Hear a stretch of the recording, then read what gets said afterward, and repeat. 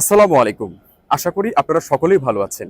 আজকে আমাদের কণ্ঠস্বর নিয়ে কিছু কথা বলবো, যেটি চিকিৎসা বিজ্ঞানের ভাষায় অত্যন্ত গুরুত্বপূর্ণ এবং আমাদের দৈনন্দিন জীবনে এটি আমাদের অনেক কাজে লাগবে। মহান আল্লাহ রাব্বুল আলামিনের এই পৃথিবীতে যত প্রাণী সব রয়েছে তার মধ্যে মানুষ অত্যন্ত সুন্দর করে তার মনের ভাব প্রকাশ করতে পারে। কারণ আল্লাহ নিজেই বলেছেন আল্লামাহুল বায়ান, তিনি মানুষকে ভাব প্রকাশ করতে শিখিয়েছেন। আর এই ভাব প্রকাশের জন্য কণ্ঠস্বর অতি গুরুত্বপূর্ণ।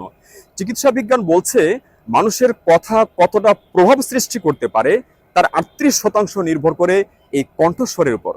সেজন্য কণ্ঠের ওঠানামাটা একটি গুরুত্বপূর্ণ বিষয়।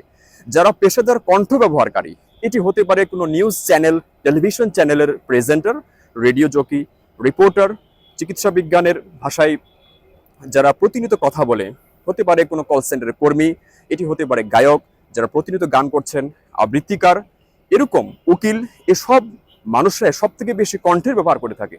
সুতরাং এই কণ্ঠকে ভালো রাখতে কি কি করণীয়, এই কণ্ঠের যত্ন নিতে আমাদের যা করণীয় তা হচ্ছে, যদি কোনো মানুষের 3 সপ্তাহের বেশি কণ্ঠনালীতে সমস্যা থেকে থাকে তাহলে তাকে নাক কান গলা চিকিৎসকের পরামর্শ নিতে হবে। কণ্ঠকে বেশি শুকনো রাখা যাবে না, আর্দ্রতা কণ্ঠের জন্য অতি জরুরি।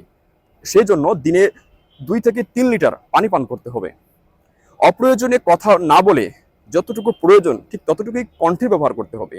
আমরা অনেক সময় অতি উচ্চ বাক্য প্রয়োগ করে কিংবা পরিবর্তিত কণ্ঠস্বরে কথা বলি, এটি পরিহার করতে হবে। যারা ধূমপান করেন, নেশা জাতীয় দ্রব্য গ্রহণ করেন, এসব অ্যালকোহল, মাদক, নেশা, গাঁজা, এসব থেকে পরিহার থাকতে হবে। রাতে ঘুমানোর ঠিক 2 ঘন্টা পূর্বে রাতের আহার শেষ করতে হবে এবং এটি যত অল্প পরিমাণে খাওয়া যায় সেটি খেতে হবে। এরপর হচ্ছে, অনেক সময় আমাদের কণ্ঠ শুকনো হয়ে যায়, মিউকাস জমে যায়, তার জন্য আমরা নিজেরাই জোর করে কাশতে চাই। এটি কখনোই করা যাবে না, এটি আমাদের কণ্ঠের ক্ষতি করে।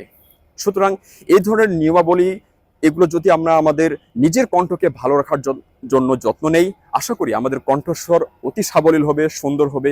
মনের ভাব প্রকাশ করতে আমাদের কণ্ঠনালী আমাদেরকে সমর্থন করবে। ভিউয়ার্স, আজকে এ পর্যন্ত ছিল আমার আলোচনার বিষয়। আবারও ধন্যবাদ। আসসালামু আলাইকুম।